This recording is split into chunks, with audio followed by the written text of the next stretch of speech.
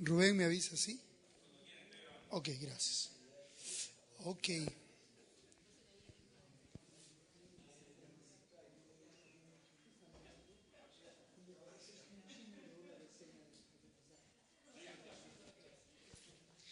Ok, vamos a dar inicio. Hemos dado unos 5 minutitos, 6 minutitos de tiempo, porque quizás ha habido un poquito de tráfico para algunos y estamos listos para empezar. Tengan ustedes muy buenas noches a todos a ustedes aquí presentes y a los que nos están también sintonizando a través del ciberespacio. Muchísimas gracias por estar aquí. Mi nombre es Claudio Sola, para los que no me conocen, y vamos a tener hoy día la segunda sesión con Charles Philbrook acerca de economía. Creemos que la clase pasada fue realmente de mucha bendición, nos abrió, digamos, el pensamiento, nos hizo entender cosas que básicamente no se entienden porque el mundo está lleno de un pensamiento sobre economía en el cual todos estamos acostumbrados, pero que realmente no es lo mejor para nuestra nación. Entonces hoy Charles va a poder ahondar un poquito más en el tema. Me gustaría decirles a todos que a partir del próximo martes vamos a tener materiales impresos, están también en la web, pero para aquellos que les gusta leer en físico, porque algunos en la web se cansan de leer por la pantalla, qué sé yo, vamos a tener 9 materiales que usted lo va a poder adquirir. Es básicamente el costo y un poquito más para el Centro de Liberalismo, y usted se lo lleva a costo de fotocopia, digamos. Y tenemos un material sobre la escuela austríaca, moderna, a la neoclásica, que de alguna manera les va a servir. También todo lo que es cosmovisiones, primera y segunda parte, el pensamiento hegemónico, que lo hemos tratado aquí, el mundo del animismo, que es muy bueno, realmente fue buenísimo cuando Alberto expuso sobre ello. El escándalo del pensamiento evangélico, para aquellos que son cristianos y bueno, para los que no lo son también, les puede ayudar. Ley bíblica e historia americana, son cortitos, ¿no? No es así, no hay muchas hojas, pero les va a servir. El legado permanente de la reconstrucción cristiana, o sea, el pensamiento de Dios para reconstruir las naciones a la manera correcta, ¿no? La ley de Bastian también, y principios para una cosmovisión bíblica de John MacArthur. Todos estos materiales, que son 9, y quizás 1 o 2 más van a estar disponibles a precio 5, 4 o 3 soles, depende de la cantidad de copias, para que ustedes se lo puedan llevar y lo puedan leer. Realmente yo lo hago y me bendice muchísimo. Ok, vamos a empezar como siempre con el permiso de todos. Yo soy un pastor, así que voy a permitirme hacer una oración, y siempre nos damos un tiempo para una meditación que tiene que ver con lo que es esta cosmovisión que de alguna manera tenemos en Perú Nuevo, con el liberalismo clásico, este pensamiento tan importante que la nación necesita. Señor, te damos gracias por esta oportunidad, gracias por todos los que estamos aquí, por los que han llegado por primera vez también. Te pido que nos ayudes, Señor, a poder transmitir este mensaje de la mejor manera, que llegue a nuestro entendimiento, a nuestro corazón, que podamos realmente captar la idea de que es lo mejor para nuestra nación. Te damos gracias por este tiempo, y ayúdanos y ayúdalos a los que están por venir también, para que puedan disfrutar de esta clase tan buena. En el nombre de Jesús, amén. Bueno, yo quisiera, estaba meditando el otro día, porque yo estoy ahí siempre discutiendo en el Facebook y me pongo a discutir y a discutir, porque gente nos sigue de alguna manera, y entonces Muchos de ellos me siguen por mi recorrido cristiano. Entonces empezaron a hablar acerca de que si Dios era socialista o Dios era capitalista, ¿no? Entonces había toda una discusión sobre el tema. Y la vez pasada yo hablé sobre la mujer virtuosa, ¿no? Que era capitalista en todos los versículos. Una mujer que... había una mujer virtuosa aquí. ¿Cómo están? Bienvenidos. Y bueno, estuve conversando con un pastor muy reconocido, muy amigo, y él me hizo pensar sobre la parábola de los talentos, ¿no? A los que creemos que Jesús es Dios, podemos decir que Dios está de acuerdo con este pensamiento que nosotros llamamos capitalista o un pensamiento empresarial de que necesitamos un Perú que produzca, que salga adelante, como nos ha estado hablando Charles. ¿Quién produce? Necesitamos gente que produce y no solamente gente que gasta de los pocos que producen. Entonces, dice aquí, porque el reino de los cielos es como un hombre que yéndose lejos llamó a sus siervos y les entregó sus bienes. Ya empieza la primera palabra, bienes, ¿no? Y dice, a uno le dio 5 talentos y a otro 2 talentos y a otro 1 talento, 5, 2 y 1, ¿no? A cada uno conforme a su capacidad, ¿no? Entendemos que no todos tenemos la misma capacidad para hacer diferentes cosas. Y luego se fue lejos. El que había recibido 5 talentos fue y negoció con ellos. Aquí viene otra palabra, hizo negocios, ¿no? Creemos que los negocios es lo que necesitamos hacer, producir las riquezas que tenemos y hacerlas, multiplicarlas, ¿no? Y dice que ganó otros 5. Asimismo, el que había recibido 2 también ganó otros 2. Pero el que había recibido 1 fue, cavó en la tierra, escondió el dinero de su señor. Ahí está hablando de dinero, talentos, dinero. Era un tipo de moneda en ese tiempo. Después de mucho tiempo vino el señor de aquellos siervos y arregló cuentas. ¿Ok? Entonces está hablando aquí de arreglar cuentas también. ¿Ok? Cuánto ganaste, cómo fue. Está hablando de un debe, un haber, cosas sencillas, ¿verdad? En los negocios, a ver cómo fue el business. Cuánto prosperamos, disculpen, Dios está hablando aquí. ¿No? Hay veces pensamos que Dios no se mete en esos temas, pero la mayoría de parábolas hablan de cosas del dinero y de los negocios porque la gente vivía de eso en el tiempo de Jesús y el Señor usaba lo que ellos vivían para de alguna manera reflexionar. Y llegando, dice, el que había recibido 5 trajo con ellos 5 más, o sea, dobló lo que se le había entregado, diciendo, Señor, 5 talentos me entregaste, aquí tienes, he ganado, ¿no? Ahí está otra vez la palabra, ganancia, he ganado, ¿no? Otros 5 talentos sobre ellos.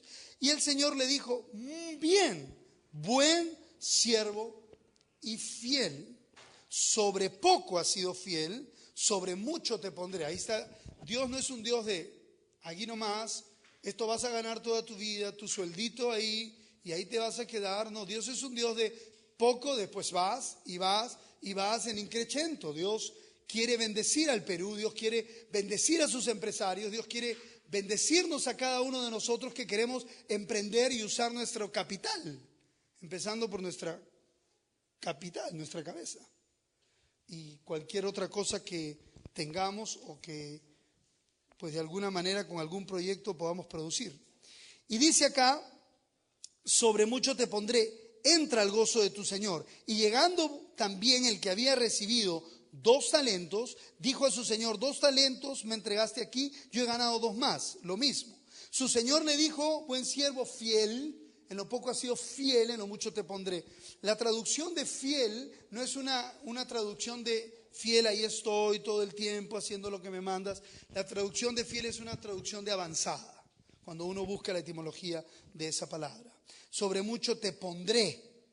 ¿Ok? Hay un increchento ahí simpático. Dice, pero llegando también el que había recibido un talento, dijo, Señor, te conocía que eres hombre duro, que ciegas donde no sembraste y recoges donde no esparciste.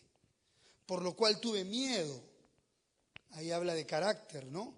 Y fui y escondí tu talento en la tierra. O sea, me friqué, ¿no? Me dio miedo, ¿no? O sea, no sé, estaba con una mentalidad diferente a la mentalidad de los otros. Y dice que lo escondí. Entonces respondió el Señor y le dijo, siervo malo y negligente. Eso fue la palabra. Aquí lo que vemos es que hay un hombre limitado que se limita, dice, no, que me den. Esa mentalidad de pobreza, esa mentalidad de espero que venga alguien a darme algo. En mi trabajo pastoral voy a los pueblos y la gente está esperando que le des algo, en vez de que haya una mentalidad de producción. En algunos pueblos que he visitado, y lo han confirmado muchos amigos, el mayor anhelo de muchos de nuestros amigos que viven en provincias es trabajar en una entidad del Estado. Ese es su mayor anhelo. Eso es triste. Porque no hay una mentalidad de producción, no hay una mentalidad de querer salir adelante. Estamos esperando que alguien nos dé trabajo. Yo le decía a los jóvenes, si no hay trabajo, pues haz una empresa y da trabajo a los que no tienen. Eso hay que sacar adelante el Perú. Y entonces este hombre tuvo miedo, le dijo negligente, y ahora fíjate, esto sí rompe la cabeza y con esto termino. Dice, malo y negligente, sabías que ciego donde no sembré y que recojo donde no esparcí. O sea, conmigo nada es imposible. Qué locura es esta, ¿no? De recoger donde no sembraste. O sea, hay un Dios ilimitado que te puede ayudar a hacer cosas. Respondiendo su señor le dijo aquella cosa y le dijo también, por lo menos hubieses dado el dinero a los banqueros. Banco, apareció un banco acá. Y yo hubiera recibido lo que es mío con intereses. O sea, no hay nada de malo en querer ganar un poco o mucho, ¿no? Y mira lo que dice, quítale el talento a aquel que no hizo lo debido y dáselo al que ha hecho más. O sea, él premió no al del medio, no al de los dos, sino al que ha hecho más. Qué interesante, ¿ok? Ahora, bueno, y después ya hay una parte ahí teológica, lo mandaron al infierno, al que no hizo nada, ¿no? Y le quitaron el talento, porque dice, al que tiene, que produce, al que ha hecho, le será dado y tendrá más. Pero al que no tiene, aún lo que tiene, le será quitado. O sea, no a los flojos, sí a los que quieren producir y quieren salir adelante. Entonces es una no muy pequeña meditación, esta sí fue larga esta vez, pero no quería dejar de decirla porque muchos luchan con eso. Entonces, ahora sí es un gusto tener a Charles con nosotros una vez más. Lo recibimos con un fuerte aplauso. Gracias, Charles.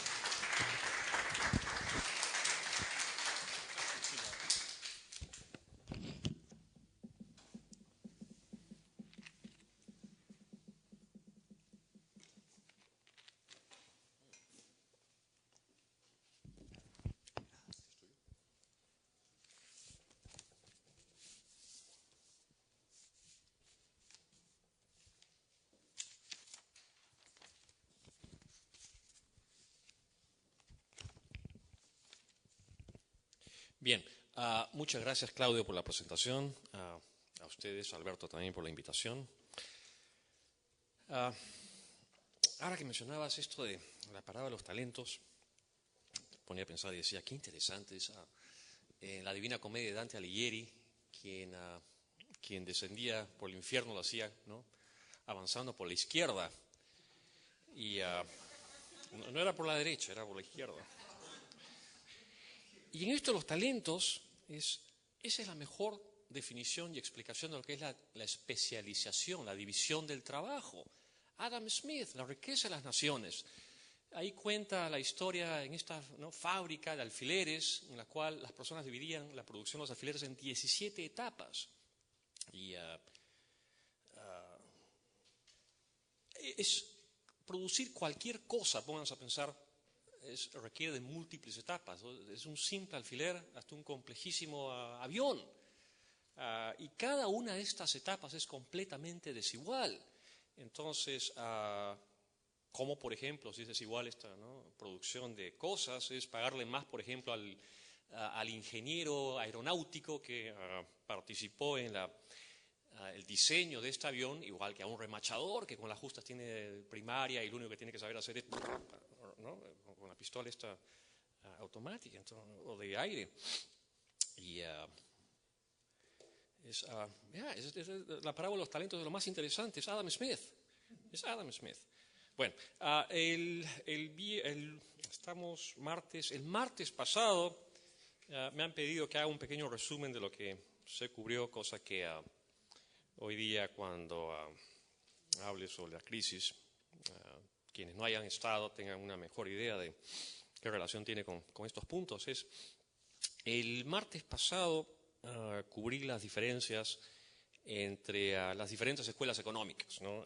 Clásicos, keynesianos y monetaristas por un lado y los austriacos por el otro. Les mencioné que el tiempo juega un papel esencial para la producción de cualquier cosa y eso está dentro de la teoría austriaca. Los demás economistas ignoran la influencia que tiene el tiempo en la producción de cualquier bien. Los austriacos tienen una teoría del capital que a su vez sirve de base a su teoría del ciclo económico, los demás no. Ven los austriacos el capital como un fondo heterogéneo, ¿no? Pónganse a pensar en cualquier bien de capital, que es un bien que sirve para producir bienes de consumo. Es una grúa Caterpillar, por ejemplo, ¿no? Es completamente distinta, por ejemplo, a una computadora. No hay manera de poder suponer que son homogéneos, bienes homogéneos. Los economistas de las otras escuelas creen que sí. El proceso productivo, los austriacos lo dividen en forma vertical. ¿Qué cosa quiere decir vertical? Me acuerdo que puse el ejemplo del pan, ¿no? Es cómo se empieza con el trigo a su vez se convierte en harina, la harina en pan, bien de consumo final. Para los otros economistas el proceso productivo es horizontal, entonces lo que ellos ven es un flujo circular del ingreso y la renta. Y otro concepto que mencioné es que el dinero afecta a la estructura de precios relativos. ¿Qué cosa quiere decir precios relativos? Es no el precio general de los bienes. Por ejemplo, cuando se da la inflación, cuando se dice la inflación ha subido 3.5%, de lo que se está hablando es de los precios en general, ¿no? Una canasta de bienes y servicios que el típico consumidor adquiere. Los economistas de la escuela austriaca dicen el dinero no entra así en la economía, ¿no? No entra por aviones o el gobierno, por ejemplo, duplica la cantidad de dinero que todos tenemos en los bancos. Así no entra dinero en la economía, lo hace a través del sistema financiero y siempre son unos cuantos los más allegados al sistema financiero los que primero tienen acceso a ese dinero, ¿no? Que no ha sido devaluado, que no ha sido depreciado. Entonces, ya de por sí, la inyección de dinero en la economía es el principal factor de desigualdad en la sociedad. Esto es lo más interesante, ¿por qué? Porque los economistas de izquierda, socialistas, que dicen preocuparse por el tema de la desigualdad, ¿no es cierto?, económica, deberían tener en cuenta el dinero como factor de desigualdad social. El famoso impuesto a inflación, ¿no? Como por ejemplo cuando un sol o un dólar entra en la economía y tiene un 100% de poder adquisitivo en ese momento, a medida que va pasando el tiempo y da la vuelta por todo el sistema, él va perdiendo poder adquisitivo. Cada vez compra menos, cada vez compra menos, cada vez compra menos. Y mientras la inflación sea más alta, la velocidad a la cual ese billete inicial pierde dinero es mucho más rápida. Acuérdense quienes hayan tenido la época de García, ¿no? Como en muchos restaurantes uno entraba, tenía que pedir la cuenta antes de consumir. Entonces, ya de por sí, esta pérdida de poder adquisitivo genera un mecanismo de transmisión de riqueza en la sociedad, de quienes lo reciben ya devaluado, que por lo general son gente que vive con ingresos fijos, pobres, ¿no?, hacia quienes lo reciben con un 100% de su valor nominal en cuanto a poder adquisitivo. Entonces hay un mecanismo de, ¿no?, transferencia de riqueza. Eso raramente mencionan los economistas de izquierda. Los austriacos mencioné que tienen una teoría de los ciclos económicos, nosotros no. Y esto es importante porque en la teoría de los ciclos económicos austriaca, por la cual Hayek Friedrich von Hayek se ganó el premio Nobel en 1974, el culpable, el gran culpable del ciclo económico es precisamente el Estado a través del Banco Central, ¿no? Mencioné también que el ahorro es muy importante para los austriacos, para los demás no solo no es importante, sino que a veces es causa de todas las grandes crisis, ¿no? Esa es la razón por la cual, si ustedes ven los titulares de los últimos días, las declaraciones de Lerner, el primer ministro, en relación a que van a tratar de eliminar el superávit fiscal, ¿no? Para atenuar los efectos de la crisis. Eso es Keynes, ¿no? Eso es Keynes, ¿no? Es disminuir el superávit fiscal. En otras palabras, ¿qué cosa es lo que está diciendo? Gastar más de lo que tiene ingresos para poder generar un déficit, ¿no es cierto?, y atenuar la crisis, ¿ya? Y por último, los precios de mercado determinan los costos de producción. Para los otros economistas son los costos de producción los que determinan los precios de mercado. Bueno, esas son básicamente las grandes diferencias, ¿no? Y bueno, al salir de aquí, estaba manejando, me iba a la casa el martes pasado, y me acordé de algunas preguntas, porque siempre hago eso, ¿no? Tengo por costumbre, cuando salgo de una conferencia, de una clase, me acuerdo de las preguntas más interesantes y digo, no, esa respuesta no me gustó. Y me acordé de la pregunta de mi querido amigo Alberto, ¿no? Entonces, él preguntaba, si estas teorías de los otros economistas, los no austriacos, son equivocadas, ¿por qué prevalecen, ¿no?, en las universidades, en los bancos centrales? Y ya manejando, dije, no, la respuesta que di no me gustó. Entonces me acordé que yo había escrito un artículo, el último, por cierto, que Gestión publicó, por fecha, el miércoles 31 de diciembre del 2008. Luego de este artículo me dijeron, no me dijeron nada, esto es lo más interesante, ya el comercio había comprado el periódico. Cuando estaba Manuel Romero Caro, de dueño, buen amigo, me publicaba todos los artículos al día siguiente, que era inusual que a un periodista le publicara en Gestión al día siguiente. Yo lo enviaba al día siguiente, lo publicaba. Pero cuando compra el comercio y llega el director que tienen ahora, no voy a mencionar quién es, yo empecé a escribir sobre la crisis que se venía, ya el fines del 2006, comienzos del 2007. Y en este artículo que escribo de diciembre del 2008, que tiene por título El gran debate económico, dije las cosas como creía que son, ¿no? Y ahora estoy convencido de que son así. Cuando envío después de ese artículo otro, se demora en publicarlo. Entonces yo espero una semana, espero semana y media, y finalmente escribo, ¿no? Y le digo al director, bueno, ¿y? Entonces,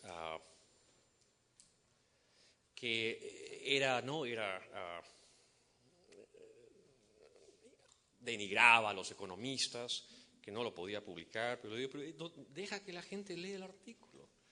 Entonces, bueno, pero cuando lo publica y hace algo que no debería hacer un periodista si se respeta. Cambió palabras. Y lo hizo a propósito. Por ejemplo, yo empezaba el artículo, me acuerdo, ¿qué duda cabe? Y él cambia una palabra nada más. Esa palabra es, ¿qué duda quepa? Ya con eso el que lee pues dice, pobre hombre, este no sabe escribir, cierra el artículo y cambia de página, ¿no? Entonces, entendí el mensaje claramente, nunca más he vuelto a publicar en Gestión, nunca más he vuelto a enviar un artículo a Gestión. Y bueno, buena cuenta me sirvió. Por acá, gran amigo Uri Ben-Shmuel, director de La Razón, publica mis columnas como columnista invitado al director los domingos, en la página 2, y ya tengo entendido que varios políticos me leen, entre ellos Lerner, que por cierto una frase que yo cité hace 2 domingos aparece en el Financial Times. Entonces dije, valió la pena. La respuesta a la pregunta de Alberto es si estas ideas no son las verdaderas, es porque diablos prevalecen. Creo que viene, lo respondo acá, creo que bien. Me permito leerles el ensayo para no recortar ¿no? Es el gran debate económico. Vamos a ver. Para todos, No leo bien acá. Es la edad. Dice, para todos, todo este caos financiero que ya amenaza con derribar a países y economías regionales tiene su origen en una falla del sistema capitalista. Para otros, en la intervención estatal en los mercados. Estas dos posturas diametralmente opuestas en lo que a la dirección de la causa y el efecto concierne, nos llevan por dos escenarios posibles. Si hay una falla intrínseca, la intervención, el efecto, queda plenamente justificada. De lo contrario, esta última, esta vez la causa, produce la falla sistémica. ¿Es entonces lo uno o lo otro? ¿En qué sentido va uno y otro? Durante más de 1000 años, la astronomía tolemaica, siempre me confundo el inglés, Ptolomeo al castellano, tolemaica. La astronomía tolemaica teorizó que el Sol giraba alrededor de la Tierra y durante esas más de 10 centurias, la mayoría de astrónomos, eso fue lo que aceptó como verdad, como indiscutible verdad.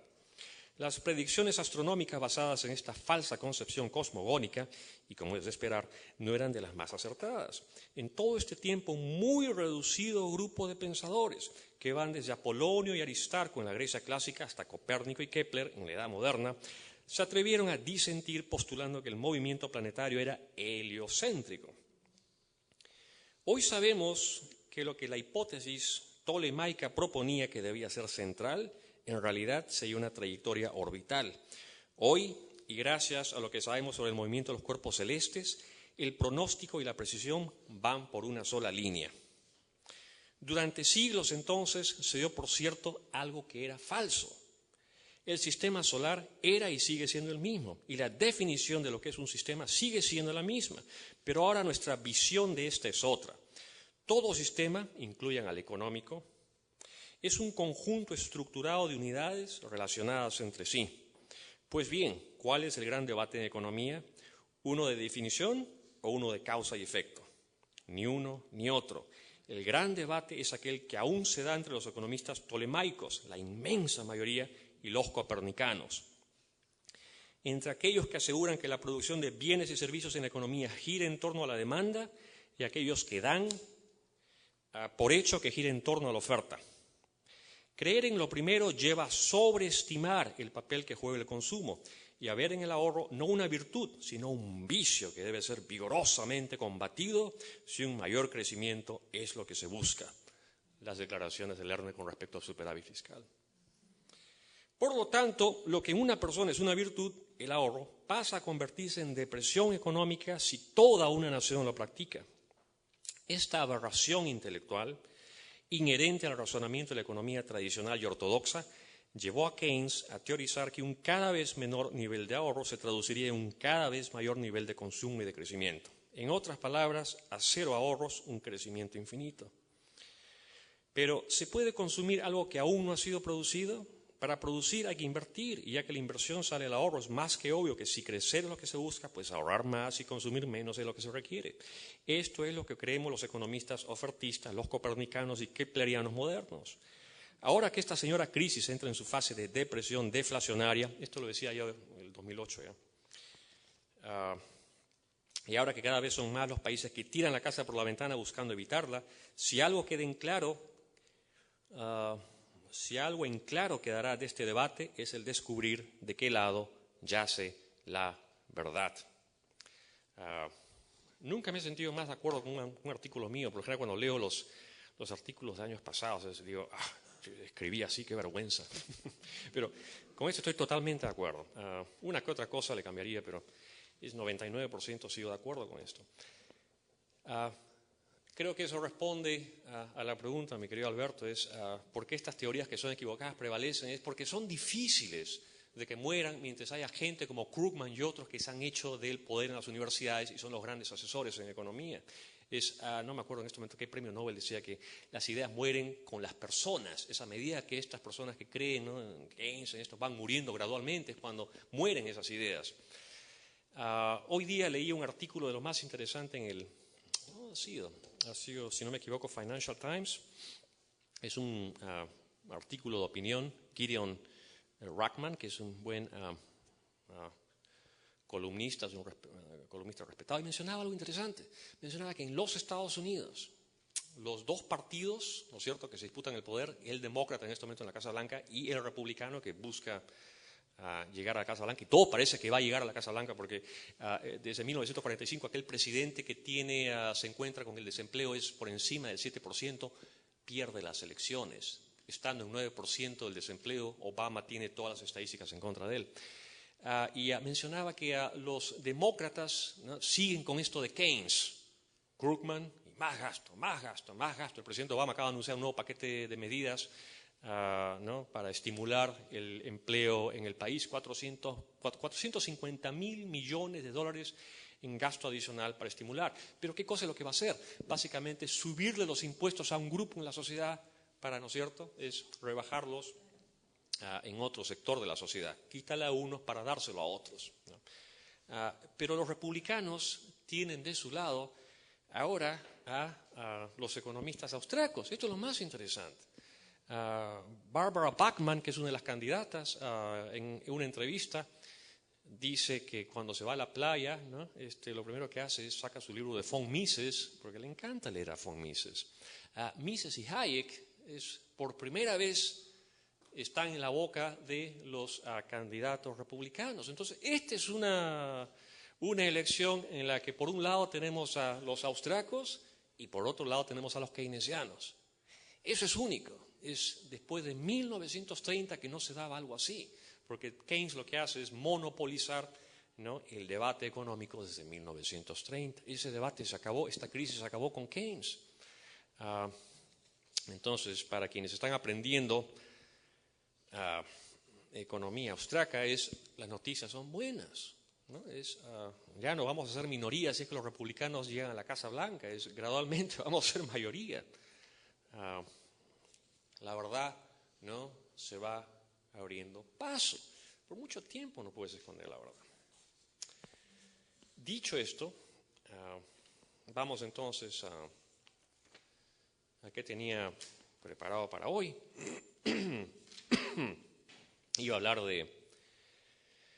Iba a hacer una reseña de la crisis financiera del 2007.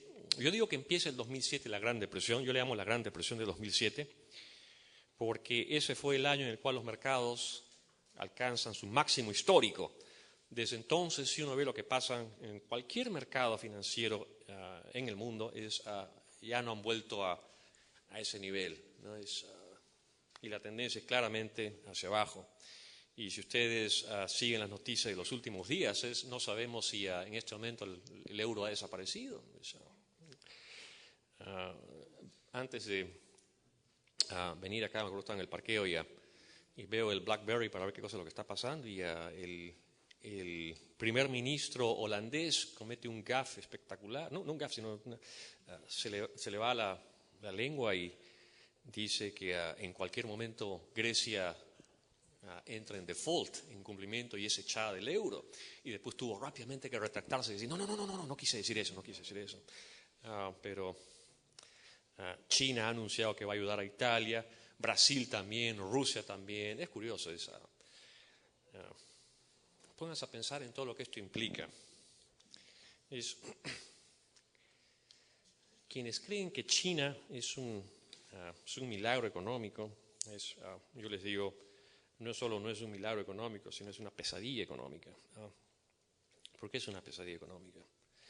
¿Qué cosa es lo que estaba haciendo China todos estos años y qué explica el crecimiento, entre comillas, de China? Si ustedes googlean, ya les he dicho que para mí el verbo más interesante en castellano es googlear.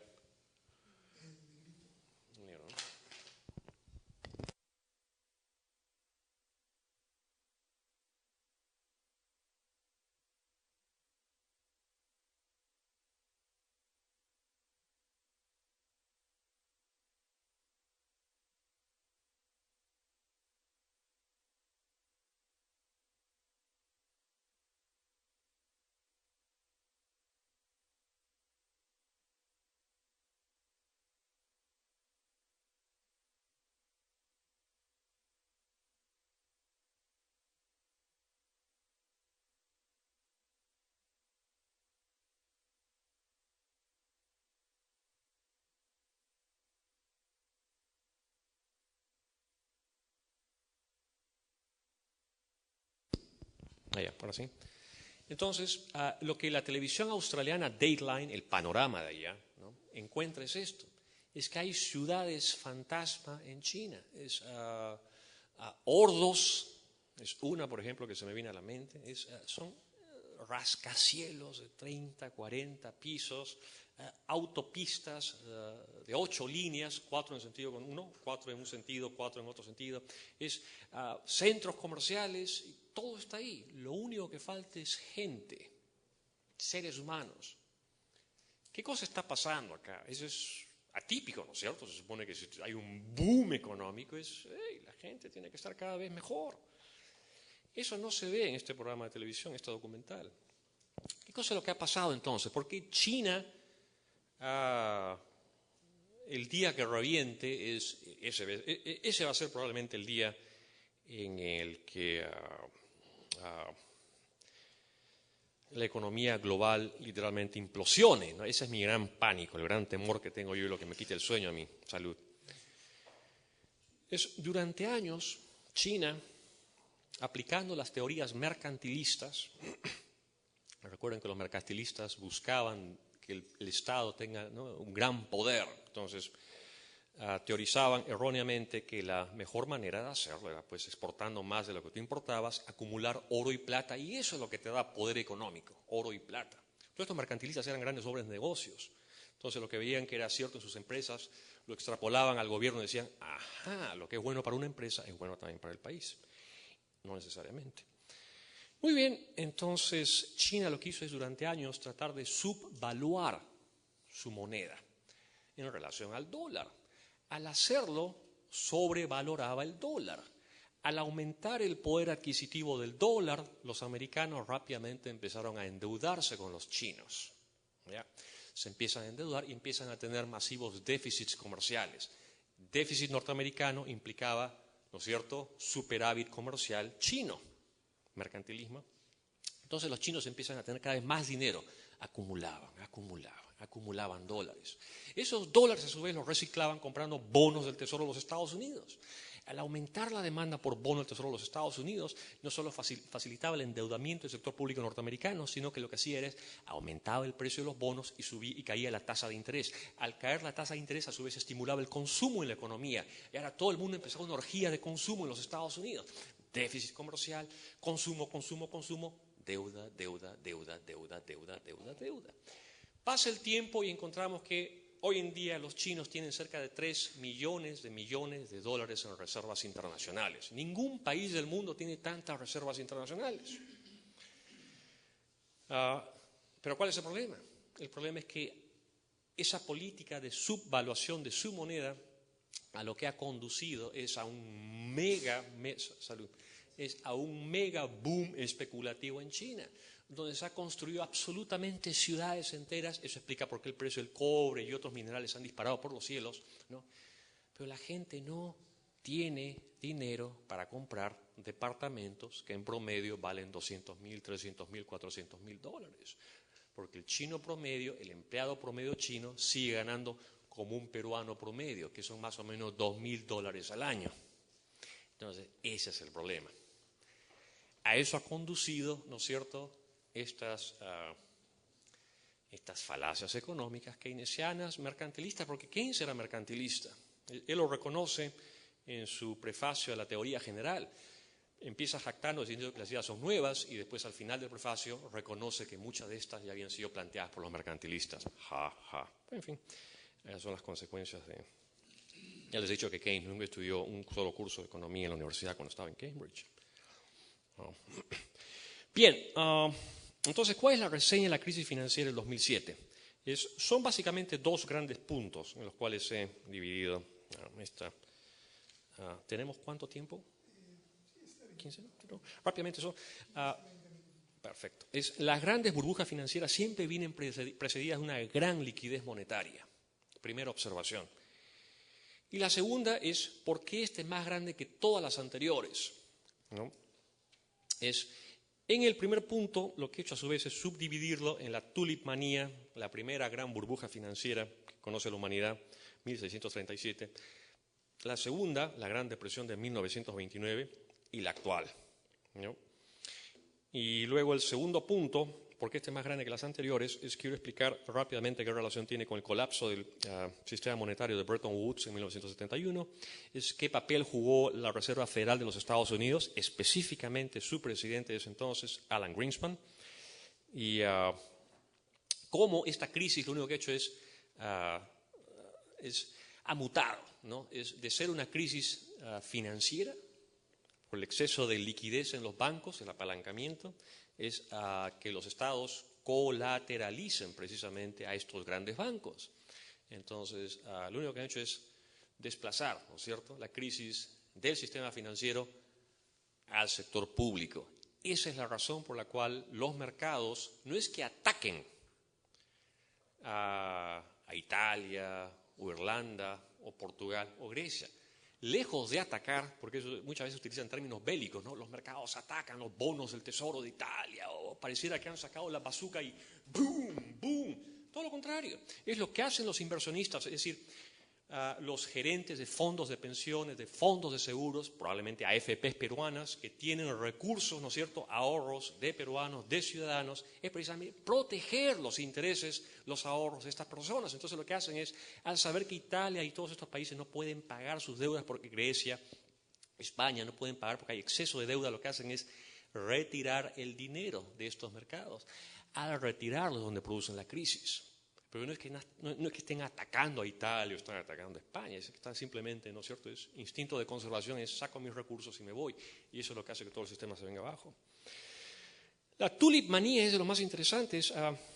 Empezó con tulipanes.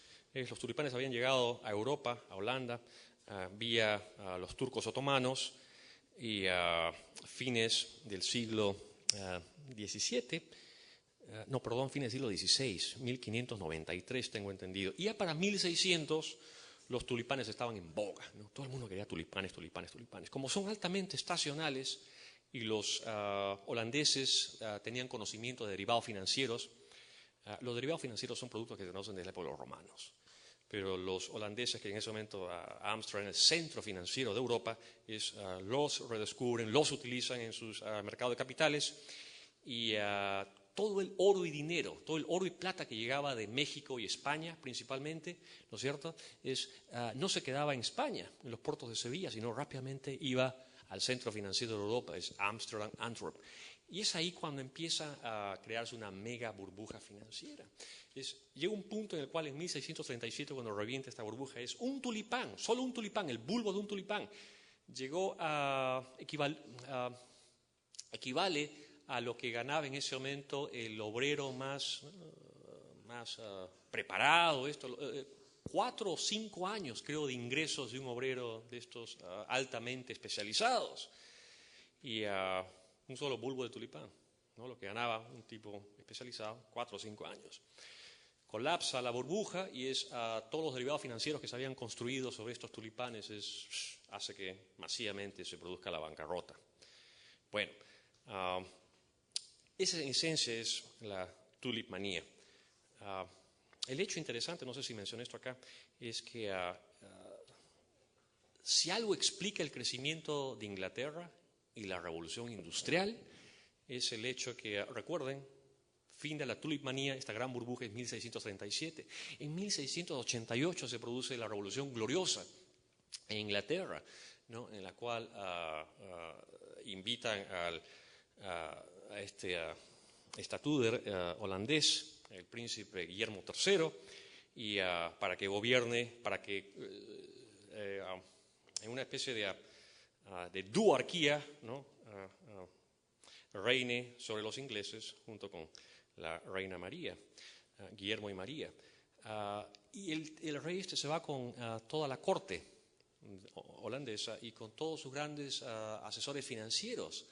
Y esa es la razón, aunque ustedes no lo crean, por la que la revolución industrial se inicia en Inglaterra. O sea, no solo es eso, sino también viene el hecho de que en 1215 tenemos la Carta Magna, ¿no?, y derechos de propiedad. Entonces, una serie de precondiciones empiezan a dar en Inglaterra. Y obviamente también favorece el hecho de que esta tulip manía desplaza a los genios financieros de Holanda a Inglaterra. Quienes me dicen que es poco probable que pueda ser así porque hay una serie de variables que hay que tener en cuenta. Les digo, pónganse a pensar qué pasaría, por ejemplo, si es que una gran crisis financiera en Lima y todos los genios financieros del distrito financiero de San Isidro se van a Puno. ¿Cómo estaría Puno de acá a 5 años? ¿Igual? Obviamente que no. Entonces no hay mucho que demostrar en ese tipo. Es un argumento contrafáctico, sí, es cierto, pero estoy seguro que con todos estos genios de San Isidro en Puno, en cuestión de años tenemos a Puno como potencia económica en el Perú. Bien, la Gran Depresión del 1929, rápidamente, viene también precedida de una gran liquidez monetaria. Es dinero, dinero, dinero, dinero. Solo que en este caso es producto de un error histórico que comete Winston Churchill cuando estaba el equivalente a ministro de Finanzas de Inglaterra en 1925. La Primera Guerra Mundial había acabado no solo con el comercio internacional, sino con la estabilidad monetaria. Los países uno a uno abandonaron el patrón oro clásico precisamente para poder financiar su aventura bélica. Bueno, es acabada la Primera Guerra Mundial, 1918, es Winston Churchill, Inglaterra, que en ese momento es el centro financiero, toma el liderazgo y dice, tenemos que regresar al patrón oro. Pero al regresar al patrón oro, Winston Churchill lo hace, ahí está el error histórico, lo hace buscando un valor de preguerra a la libra esterlina.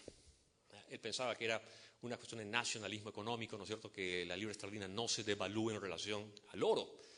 Entonces, al hacerlo, lo que hace es sobrevalorar la libra esterlina. Es lo que pasa precisamente entre los chinos y los norteamericanos. Los chinos, al haber subvaluado su moneda, lo que hacen es sobrevalorar el dólar norteamericano, y eso a su vez implica que los norteamericanos tengan masivos déficits comerciales con los chinos. Eso es lo que pasó con la libra esterlina. Entonces Inglaterra empieza a perder oro. Los déficits comerciales se traducen en pérdida de oro. Esa pérdida de oro, de acuerdo a las reglas del patrón oro clásico, implicaban que Inglaterra tenía que contraer la cantidad de dinero en la economía. Pero ya la crisis era grande y los sindicatos y el Partido Comunista inglés amenazaban, ¿no es cierto?, el statu quo. Entonces, es ahí cuando Churchill le pide a su gran amigo norteamericano, que es en ese momento el presidente de facto de la Reserva Federal, Benjamin Strong, que baje las tasas de interés de los Estados Unidos para evitar que ese oro se vaya a los Estados Unidos, es decir, para hacerlo menos atractivo, ¿no? Accede Benjamin Strong, y es ahí cuando se produce, se incuba el germen de lo que sería la Gran Depresión de 1929. Los mercados de valores en los Estados Unidos, en Wall Street, empezaron a crecer rápidamente, el mercado inmobiliario también, y cuando menos lo piensas es en octubre de 1929, ¡paf! Regla número 1 en finanzas para ustedes es: toda burbuja eventualmente encuentra su alfiler. Y eso es lo que pasa, ¿no? Colapsa en octubre de 1929 y el resto, como dicen, es historia. Lo interesante es que la depresión de 1929 empezó como esta de acá y 2 años después empezó como en marzo del 2009, los mercados empiezan rápidamente, ¿no?, a subir en esta de hoy. En 1931 ¿no?, el mundo salía y la gente decía, de la que nos libramos, wow, Dios mío, cuando menos lo piensan. Es el banco europeo más importante en ese momento, el Creditanstalt, en 1931, boom, se viene abajo, y al venirse abajo arrastra consigo todos los países de Europa del Este, que a su vez arrastran consigo a todos los países de Europa Oriental, de Europa Occidental, que a su vez arrastra al sistema financiero norteamericano, y esa es la verdadera Gran Depresión. Lo que pasa ahora es exactamente igual. El pánico que tiene el mundo, ¿cuál es? Es que los grandes bancos europeos quiebren, ¿no es cierto? O que un gran banco norteamericano, que puede ser el Bank of America o Citibank o JP Morgan o Goldman Sachs, quiebren. Ese es el pánico, porque saben lo que pasó en 1931. Entonces, por eso digo, esta crisis tiene una partida de nacimiento similar, solo que en este caso, estos 2 niños, ¿no es cierto?, con una partida de nacimiento más o menos similares, van y viven en países distintos, pero crecen y son iguales, ¿no?, y se parecen y hablan igual, y etcétera, etcétera, etcétera. ese es el miedo que me da esta crisis. Es que la de 1929 no arrastra consigo a los estados. Los estados no tienen el nivel de deuda que tienen hoy. ¿Ya? Esto es lo que quiero que entiendan. El único país que en ese momento se encontraba sobreendeudado era Estados Unidos. Pero los otros países de Europa no tenían el nivel de deuda que, por ejemplo, los países de Europa tienen hoy, o que China tiene hoy, o que otros países tienen hoy. Entonces, yo no creo ya honestamente que puedan ayudar y rescatar al sistema financiero. Ese es el problema. Entonces, una crisis de este tipo, ¿cómo puede acabar? ¿Cómo puede acabar? De mil maneras. Pero una y otra va a ser en forma violenta. Por lo general son guerras civiles, son guerras. Ese es mi temor. ¿No? Y que surja obviamente un gran tirano, el gran tirano. ¿Cuál es el padre de Adolf Hitler? Es precisamente la Primera Guerra Mundial, es la gran hiperinflación de la República de Weimar, 1923. Los estados empezaron en este caso, ¿no? Lo que era Alemania, se empezó a masivamente imprimir dinero para poder pagar las reparaciones de guerra del Tratado de Versalles, lo que le imponían los aliados. Y es ahí cuando surge este pequeño soldadito que dice, no, estos miserables no van a hacer con nosotros alemanes lo que quieran, ¡no! Listo, ahí surgía Hitler. Y ya se da esto en Europa. Por ejemplo, tenemos partidos como el Frente Nacional de Marine Le Pen en Francia, que no solo dice que el proyecto europeo del euro no sirve, que si ellos estuvieran en el poder acabaría, por cierto está segunda o tercera en las encuestas, sino que es anti-inmigrante, es una persona un poco peligrosa. Después tenemos partidos más o menos similares en Holanda, en Finlandia, los verdaderos finlandeses, ¿no? Ni qué decir de Italia, de la Liga del Norte, si no me equivoco. Entonces, el escenario es ideal para que la crisis lo único que haga es hacer que estos salgan de sus cuevas y hagan lo que quieran en el plano político. Entonces, ese es mi gran temor. Ahí en democracia todo es posible. La crisis actual empieza en 1971 desde mi perspectiva. Empieza precisamente cuando colapsa el sistema monetario de Bretton Woods y todos los países empiezan, ya al estar desvinculados indirectamente al oro, a través del dólar, empiezan a inflar masivamente la cantidad de dinero que tienen, ¿no es cierto?, en su economía. Al hacerlo, lo que generan es los precios de los productos, de los commodities, empiezan a dispararse exponencialmente. El petróleo, cobre, etcétera, etcétera, etcétera. Y eso es lo que hace que los derivados financieros, que en ese momento eran mínimos en cuanto al tamaño de la economía global, se hayan disparado. Se han disparado de tal manera los derivados financieros que en este momento hay 20 unidades de derivados financieros por unidad de PBI. Esta es la pirámide invertida, si ustedes visualizan que está colapsando. ¿Ya? Porque no hay, cuando la burbuja se infla, los bancos hacen plata, todo el mundo hace plata y la gente que tiene derivados financieros la pasa súper bien. Pero cuando la economía empieza a hacer esto, todos aquellos que apostaron a que la economía iba hacia arriba se encuentran que no pueden cubrir los gastos que generan estos derivados financieros. Ahora, al ser estos derivados financieros en tamaño 20 veces más grande que la economía global, matemáticamente es imposible, ¿no es cierto?, que se dedique el 100% de la economía global para colateralizar lo que representa 20 veces en tamaño. Ese es el problema. Porque estos derivados financieros aparecen en los activos de los grandes bancos y de los estados, están ahí, latentes.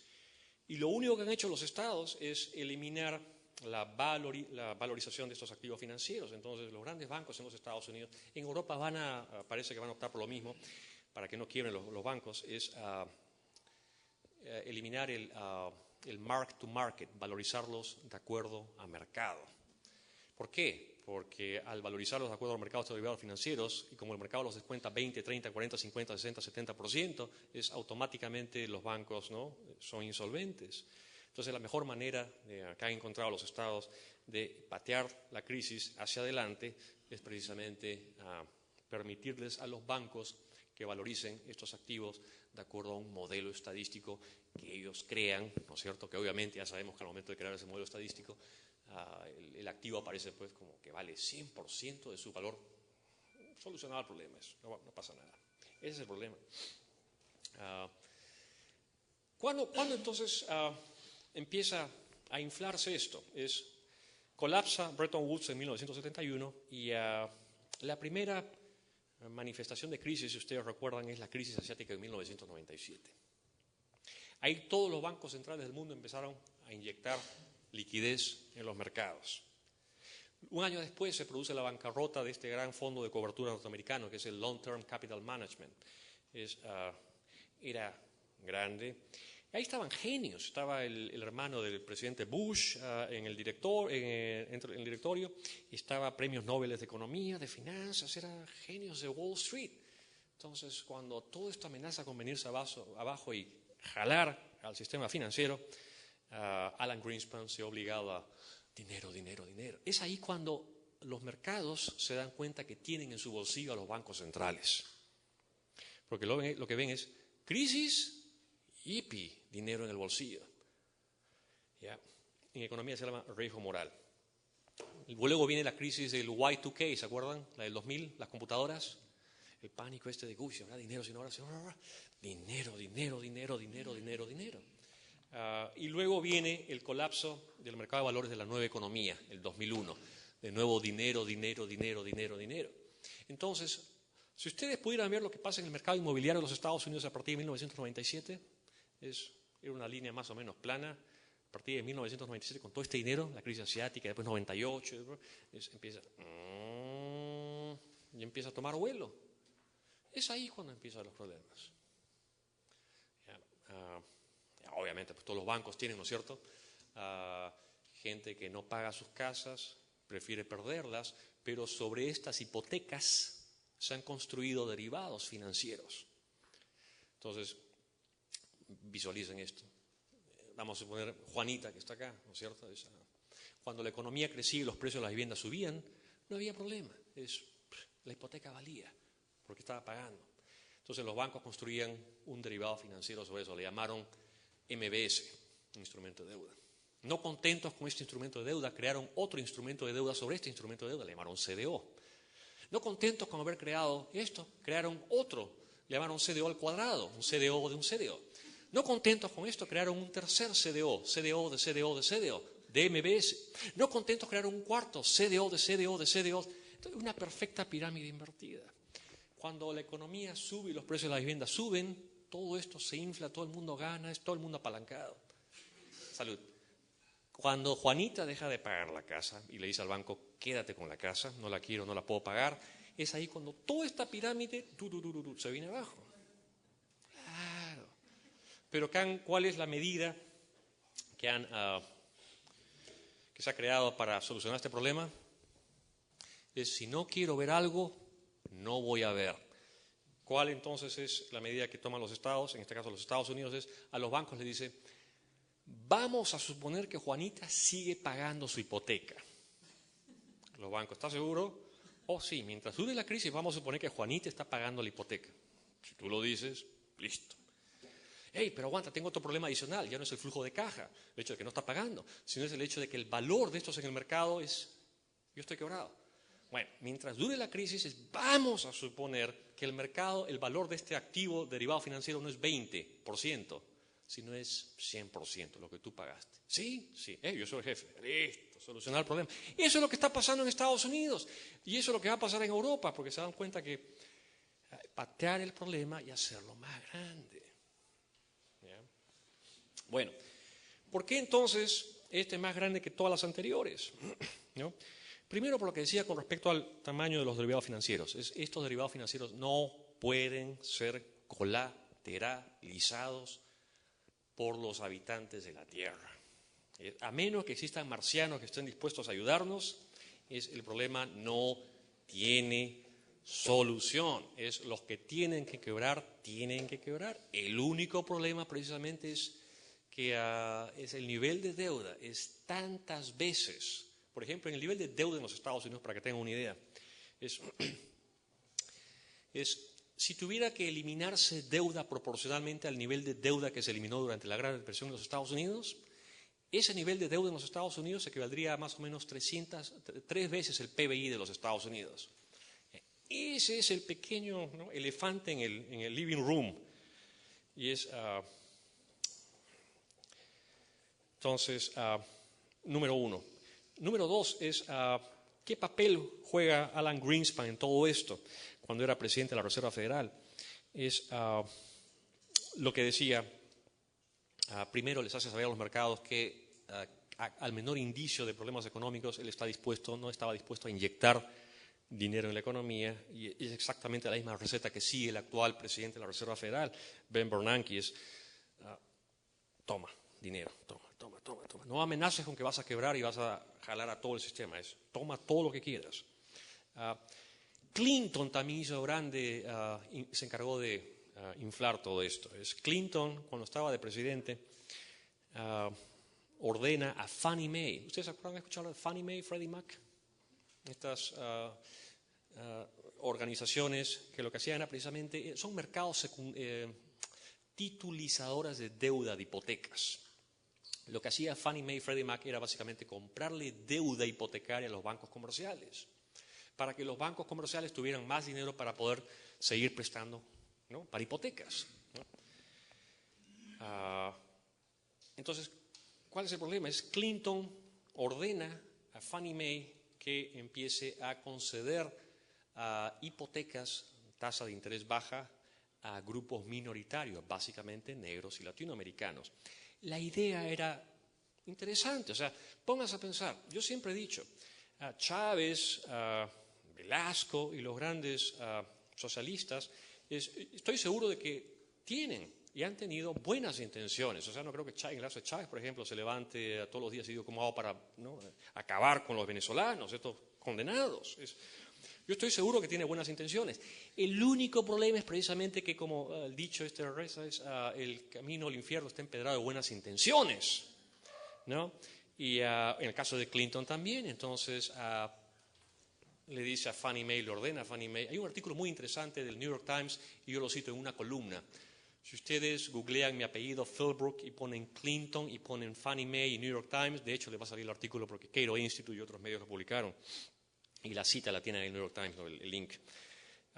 Es ahí cuando empiezan los problemas. ¿Por qué? Porque un gran porcentaje, un buen número de ciudadanos que por sus ingresos y por su historial crediticio y por su colateral no eran sujetos de crédito, de la noche a la mañana pasaron a ser sujetos de crédito porque la orden era directa a la Casa Blanca. Entonces, cuando los precios de las casas empiezan a subir, porque lo que he explicado en 1997, 1998 y después 2001, no hay ningún problema. Si la gente no pagaba las casas, el banco rápidamente pasa para acá, Juanita, la casa, el banco vendía la casa por encima, ¿no?, le había prestado 100, pero en ese momento la casa valía 150. El banco no se hacía problema, pásame la casa, Juanita, ven para acá. Lo vendía a 150, se llevaba el diferencial. La vecina de Juanita no pagaba la casa, pero la casa estaba en 180, el préstamo era de 130. El banco, pásame la casa, igual vendía. No había ningún problema. El problema se produce cuando los precios de las viviendas a partir de 2006, en fines del 2006, empiezan a hacer esto. Y cuando empiezan a hacer eso, los bancos ya no pueden hacer eso. Ya no le dicen a Juanita, oh, no te preocupes, Juanita, no puedes pagar, no hay ningún problema. Ahora, cuando quieren vender la casa, se encuentran con que a Juanita le habían prestado este nivel, pero el precio de la casa ya no está a este nivel, está por debajo de esto de acá, entonces pierde el banco. Y esa cuando dice, uy, ¿y ahora qué hago? Ya no le puedo quitar la casa a Juanita. Entonces le dice, Juanita, mientras esto se soluciona, tú quédate en la casa. Entonces cada vez más americanos empezaron a vivir sin pagar hipoteca. No sin pagar hipoteca, sin pagar hipoteca, sin pagar hipoteca. ¿Por qué? Porque el Estado les había dicho, vamos a hacer de cuenta que están pagando la hipoteca. ¿Ya? Entonces, cuando menos lo piensan, eso es un problema más grande, más... Ojo, no olvidan que sobre estas hipotecas hay derivados financieros. Ese es el problema. Lo han hecho tan grande y lo han pateado por tanto tiempo hacia adelante que ahora no saben qué hacer. ¿No? Para acabar entonces, esta crisis no es una crisis de capitalismo. Ese quiero que sea el predicado, ¿no?, final. ¿Por qué no es una crisis del capitalismo? Porque para empezar, no existe y no ha existido en el mercado más importante de la economía, que es el mercado crediticio, el de corto plazo, que es controlado por los bancos centrales, un libre mercado. Los bancos centrales son planificadores centrales del dinero. Ahí no hay libre mercado. Entonces, ¿cómo puede afirmarse entonces, ¿no?, que algo que no existe es producto de esta crisis? Es lo que ha entrado en crisis una vez más es precisamente la planificación central de la economía, en este caso a través de la planificación central del dinero y del crédito. Eso es lo que está pasando. Eso es lo que está pasando. Yo las veces que he querido debatir con gente del Banco Central, se enteran que estoy de exponente y cancelan rápidamente sus reuniones, su presentación. Entonces yo no puedo debatir con los del Banco Central. Me gustaría. Un tiempo asesoré al Banco Central en balanza de pagos. En fin, bueno, me he pasado 15 minutos de las 9, acabo mi presentación ahí y nos vamos a un break, ¿no es cierto? Y ya después viene la ronda de preguntas. Muchas gracias por su atención.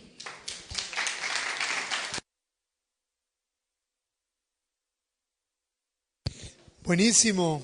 Ok, por favor vayan haciendo sus preguntas, escribiéndolas. Vamos a hacer un break, tomamos un cafecito, unos sanguchitos. Muchísimas gracias a todos por estar aquí.